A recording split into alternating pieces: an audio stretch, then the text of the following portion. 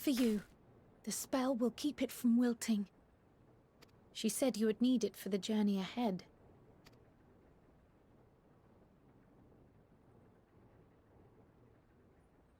Will you speak with her now? I cannot hope to match Minfilia's clarity, of course, but...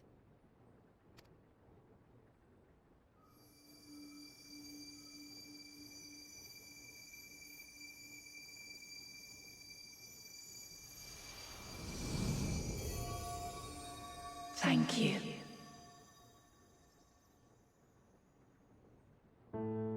Do not worry. She has lent me her body for only a moment. Just as I could not save the first from the flood of light, it has become arduous for me to interact with the physical world without assistance.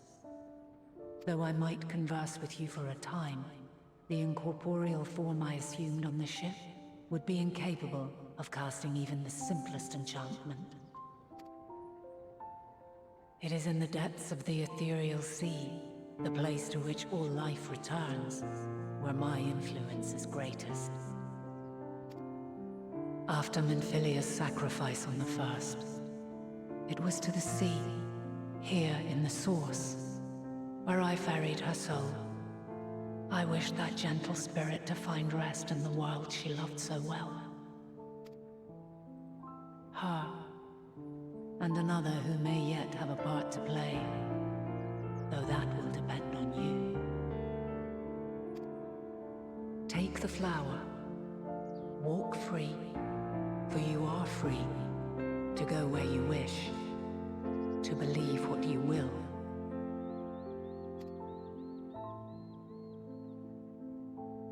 That bloom will be your guide, test and proof of your conviction. In darkness, seek joy. Surrender not to sadness, and see beyond despair. Walk free, and bear the light for others to follow. Together, raise it aloft and let it shine, till the end, blinding and radiant.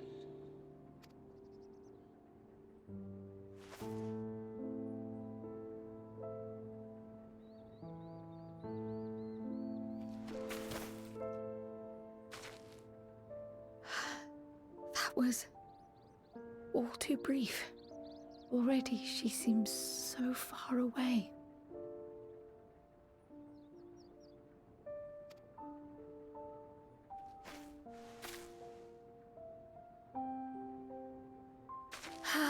My apologies if I startled you.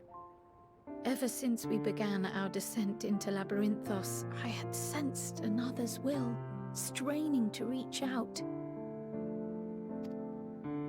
Even with my particular talents, though, I was unable to make a connection at first, so weak and tenuous it was.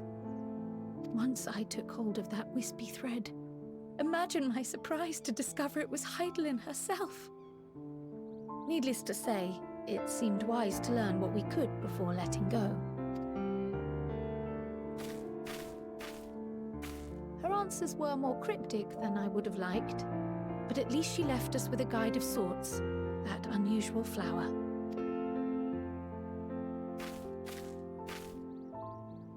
Yes, we are definitely making progress.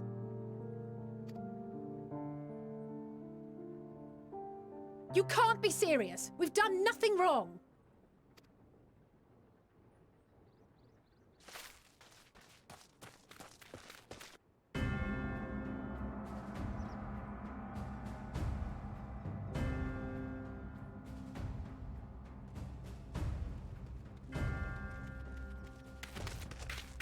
Master Fortuno, what business has the Forum with us?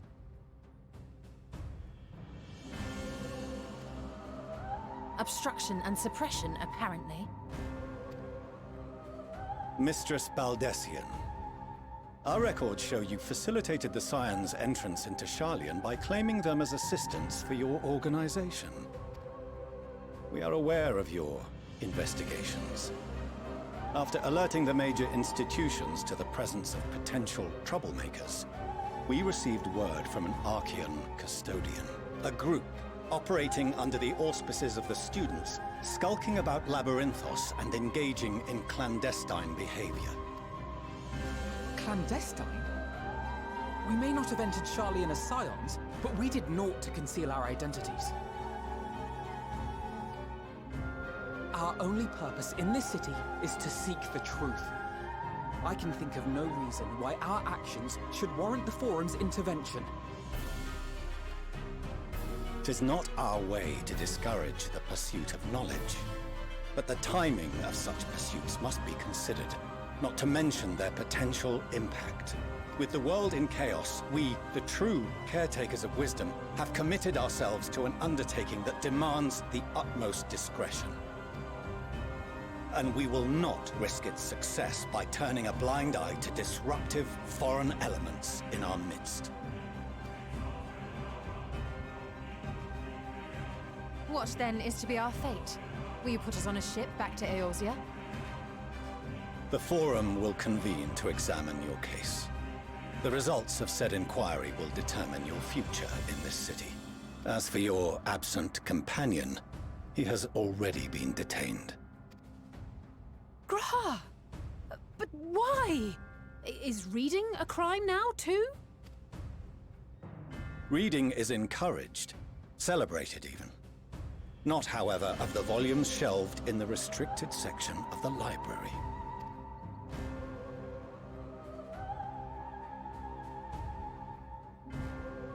Refusing to comply will only make matters worse. Let us instead treat this as an opportunity to open a dialogue with the Forum.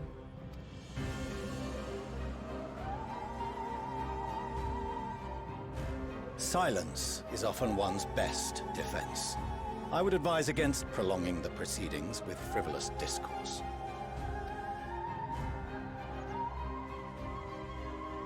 But enough. This is not the place for debate. The rostra await.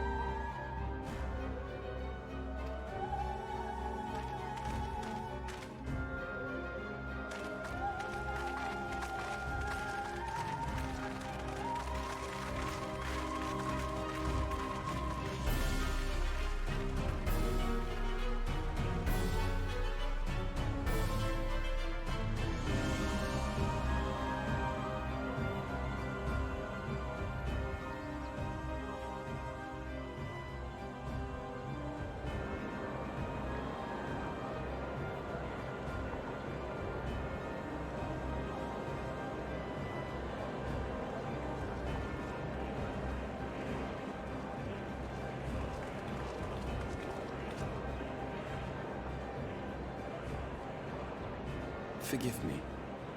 I was careless. We would have been detained regardless. This way, at least, we managed to stay together. I trust your time within the Forbidden Archives was well spent.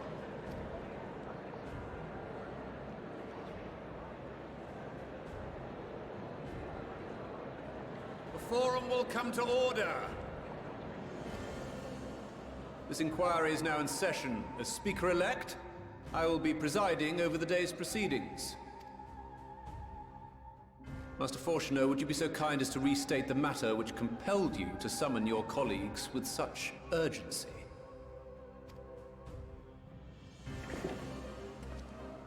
As you are all aware, we recently denied Eorzea's request for Sharlayan assistance. Since then, certain individuals dissatisfied with our decision have taken it upon themselves to interfere with our work. They entered our nation masquerading as associates of the students of Baldessian. But these malcontents are better known as the Scions of the Seventh Dawn. These militants wield influence with both the Eorzean and Eastern alliances, and are inextricably involved with the crises presently afflicting the world at large. Loose in our city, these warmongers sought to meddle with and expose matters of state secret. What are they, if not a dire threat to be expelled?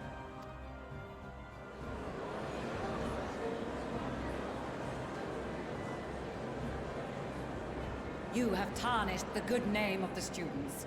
Galuf would be ashamed.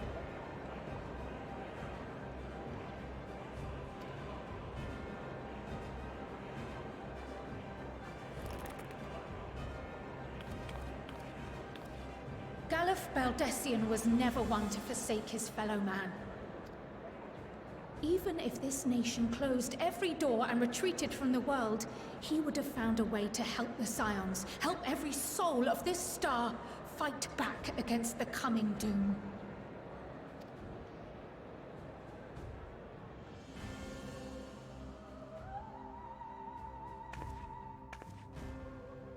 A terrible enemy stands poised to lay waste to all we hold dear. In the face of such madness, Eorzea reached out to Sharlayan, a respected ally, in the hopes of forming a united front. Was your curt dismissal truly the best you could offer? Or are you so preoccupied with your momentous duty of an age-long past that even the end of the world is unworthy of your attention?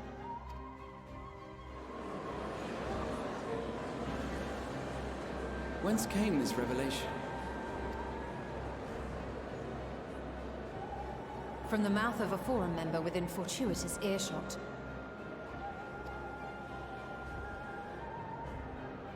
Then it seems your findings support my own.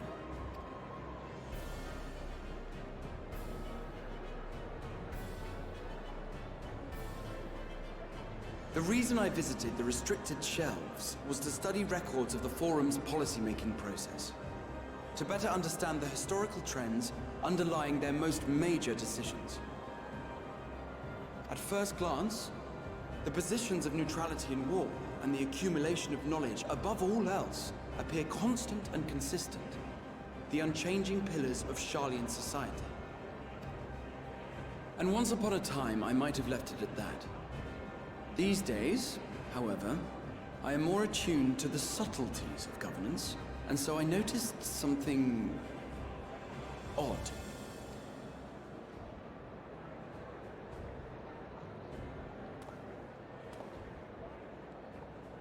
From a particular point in time, the purpose of these policies shifted. No longer was knowledge preserved for the benefit of society. Rather, society was to be gradually reshaped to ensure the preservation of knowledge.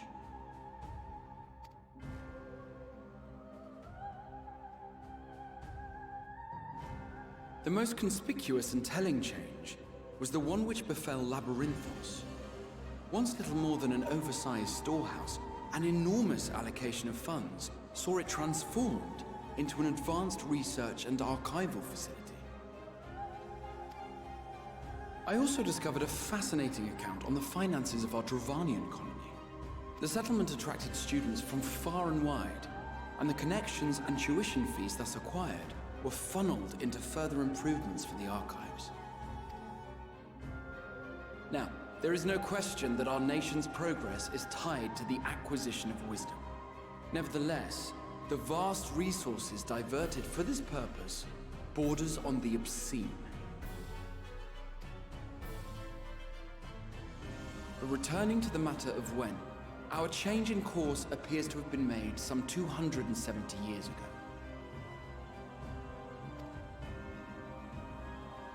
The very same period when Sharlayan scholars in the hinterlands began a formal study of the ethereal sea. You found something, did you not? And whatever it was, gave rise to your oh-so-important duty. Mind your tongue, Archon. If you had seen...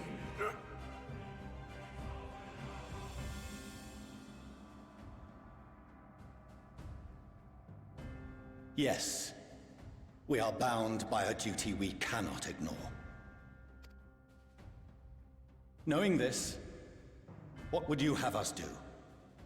Abandon our vital work and join you on the field of battle? We will never choose the way of the sword. We will fulfill our mission, not through strife and bloodshed, but survival. Come what may, we shall live on. We must. Do as you must, then. But we Scions will fight until the heavens fall, until our last breath.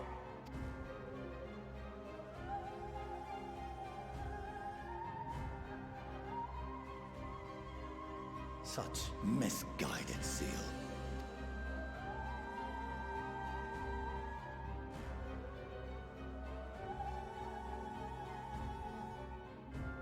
Father, Master Fortuner, I fail to understand the stance you have elected to take. But by the same token, I have yet to find a compelling argument to counter the challenge you put to us in Gridania. Still, in the midst of my uncertainty,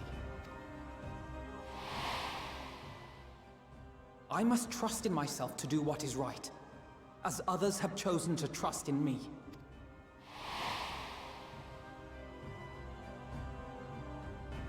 So I will continue, as I always have, weighing the consequences of my every action, and allowing my hope for the future to inform my decisions.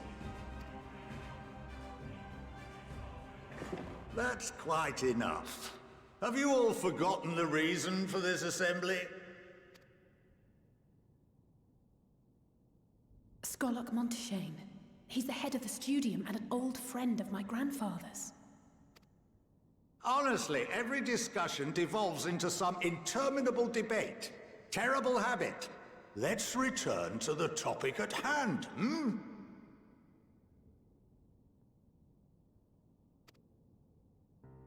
By their own admission, these Scions have resolved to fight alongside the Eorzean nations against the doom which swift approaches. But there exists no evidence of an attempt to incite our citizens to do the same. Furthermore, while our decision may well have been the correct one, we cannot simply bull our way through these disagreements without inviting doubts or objections. Put yourselves in their place. Who among you would leave a tome unopened if an elder forbid you read it with no reason given? No. If we're to quell further discontent, then we must conclude this matter with a fair and even hand.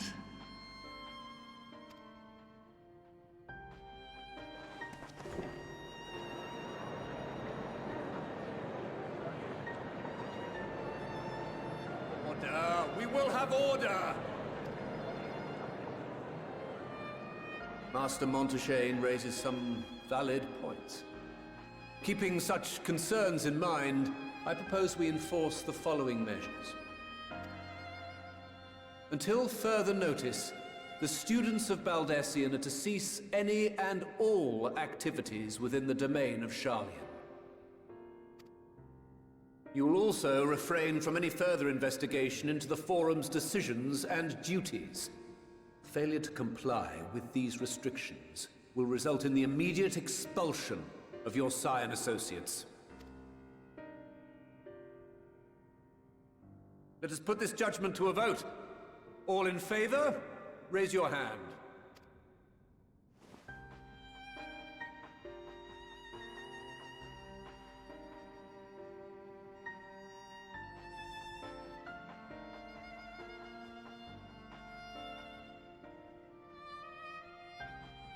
I count 51 for and 48 against.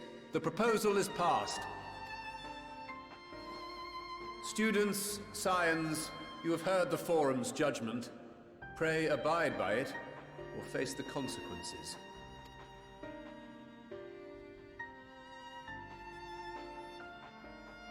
Honored members, I thank you for your time. This inquiry is concluded.